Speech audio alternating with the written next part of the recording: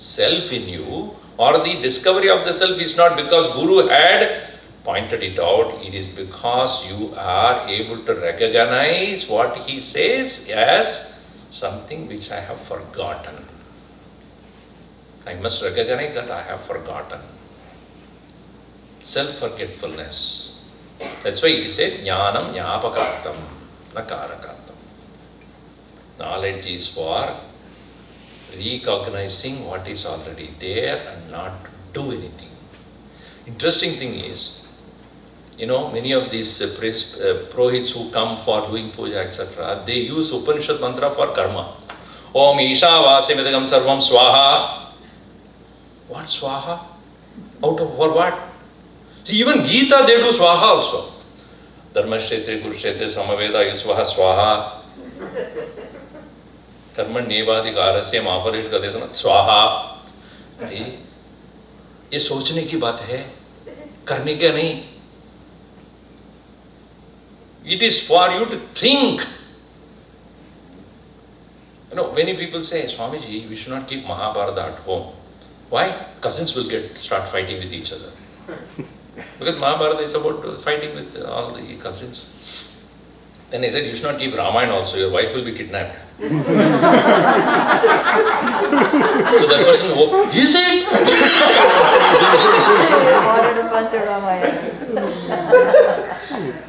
What stupid idea is that? Ramayana they will keep, but never open it. Gita also.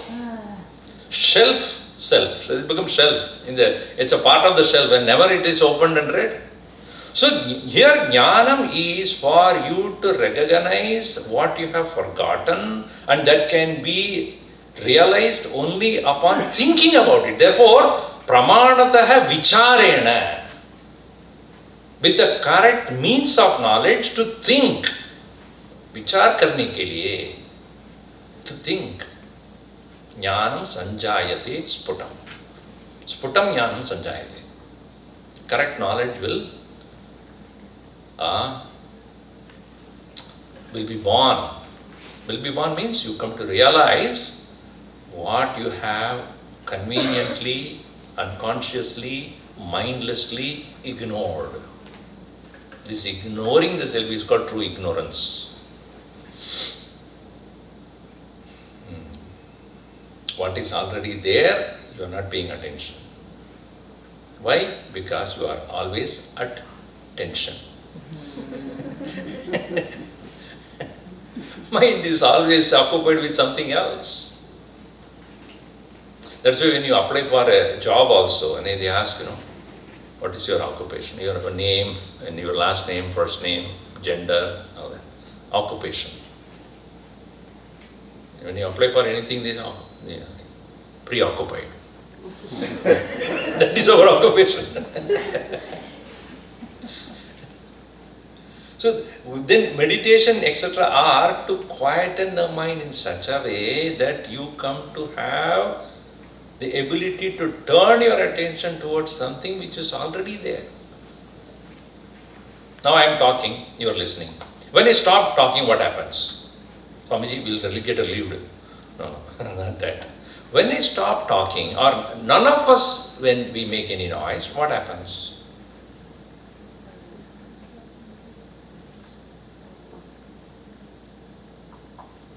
There is silence. Correct? Do you create it? Can we all start creating some silence now, please? Can we? How do you create silence? By not speaking. Right? You cannot create it. You can only observe it. Is it there right now or not?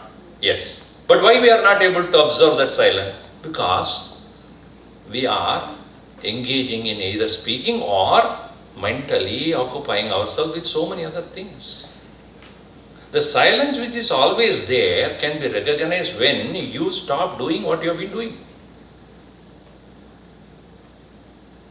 In the same way, the self that is akarta paramatma which is within is present even though, because our mind associated with ego is constantly busy, they are not able to pay attention to that which is always there.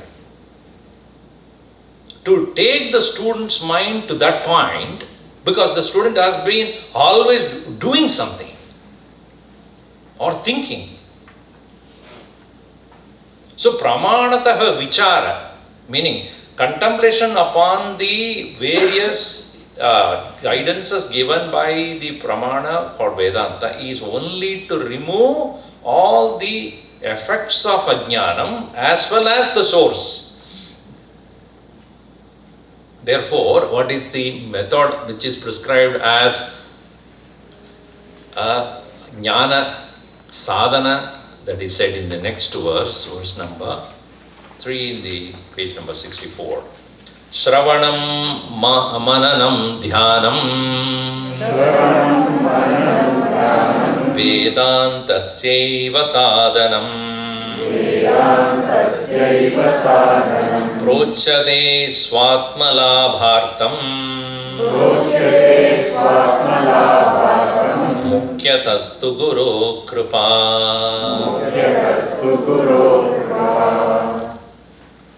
Listening first, because that which is not known to me must be learned by listening to somebody who knows. From the knower alone, what is to be known can be obtained. The Vakta, the speaker, must introduce to me that which I presently don't know.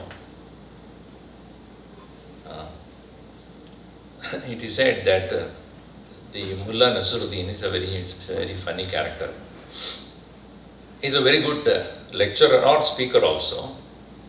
So he was approached by the people and said that we have a congregation. You come and speak to them, something which you can convey to them. He said, okay. He came and he was introduced. He said, my dear audience, do you know what I am going to speak? They said, we don't know. He said, if you don't know why should I speak to you? You don't even know what I am going to speak. He went away. So the organizers were very disturbed. And what a stupid audience you have, because they don't even know what I am going to speak. So next year when they approached him, they prepared the audience. Come please. Okay. Then introduce. Do you know what I am going to speak? Everybody said yes. Then why should I speak? He went away. So this is more problem. The next year they much more prepared. They brought him. They prepared the audience very well. Do you know what I am going to speak? Half of them said yes. Half of them said no. He smiled and said, those who know, please teach them.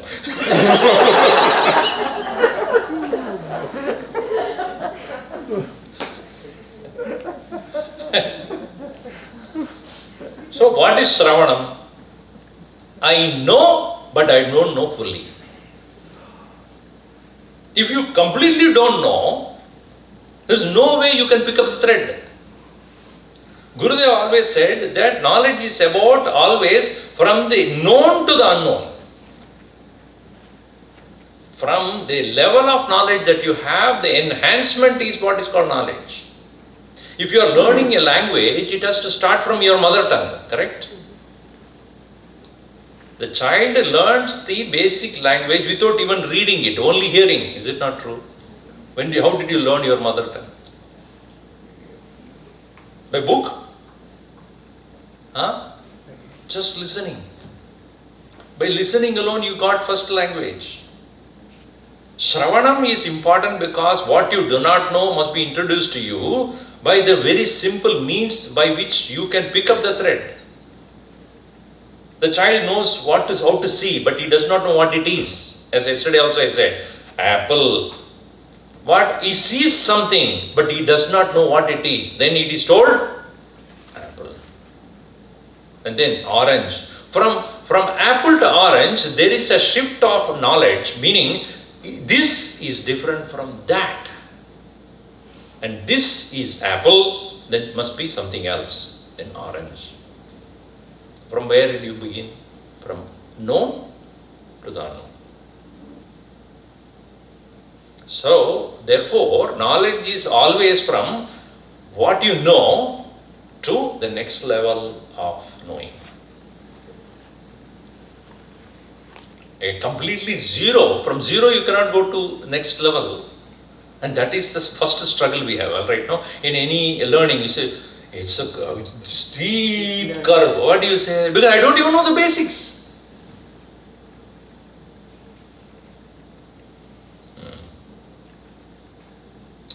Shravanam, therefore, the primary requirement of any in the path of knowledge is listening with great attention, because the Guru is trying to lift the awareness of the student from what he has been thinking to the next level.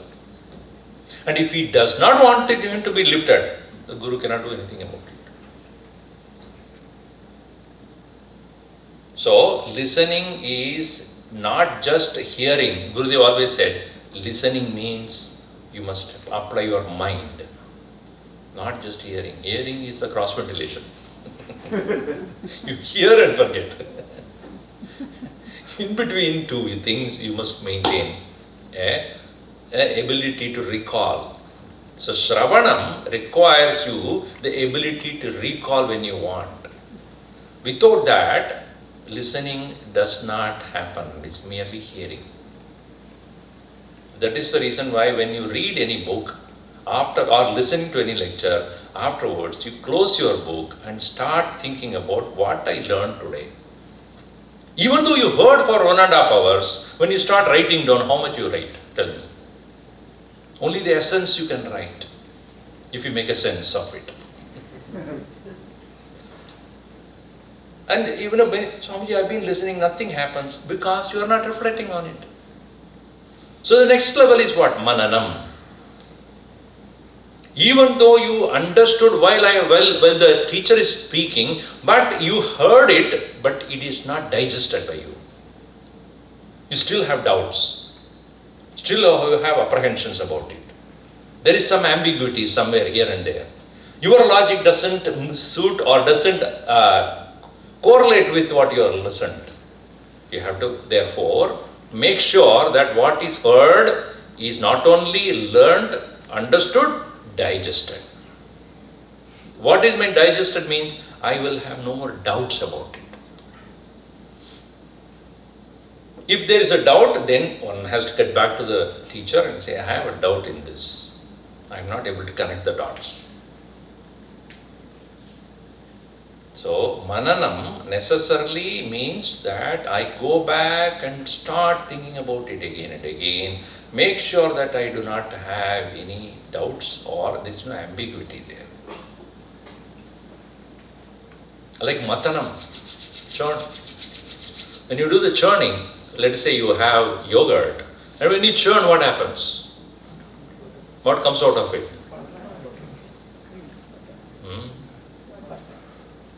What happened? The butter comes out. The butter that comes out on the top starts floating. You know why? Because all the water is drained out. In the same way, the knowledge should be like that of the butter with no doubts. Doubt means you'll sink. Like the water means it will sink. Waterless substance comes out. Right? Gridamava payasi nigudam bhute bhute vasati vijnanam sadadam mantayitavyam. Always one should do the manthanam.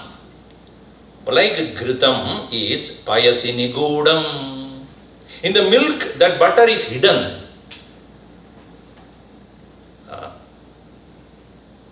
When you churn, the butter comes out and starts floating. And thereafter it won't go down. Why? Because it has removed all the water elements. Similarly, doubts cleared, the clarity of understanding takes place. Then thereafter you don't go down. You don't become worldly again. So, when we studied in Sandipani also, it was in Bombay, of course, in the Pawai ashram. So, when we finished our study for 2.5 years, so then at the last day, the teacher, the Gurudev was also there. He said, you are going back to the same world only, but not the same way. Why? Because now your knowledge will make you float in the world, not get drowned. If you have really understood what the knowledge is given to you, you will never be again the same. You will not get drowned. Like that of the butter put in the water will not sink. So this way, mathanam, mananam kartavyaha. So shravanam, tadanantaram, mananam. Once the clarity comes, then dhyanam. Otherwise what happens? People say, Swamiji, I sit for meditation. I don't know what to do. क्योंकि कुछ सोचा नहीं. If you have thought about what needs to be paid attention, then in the seat of meditation you will know exactly what to do, where to focus.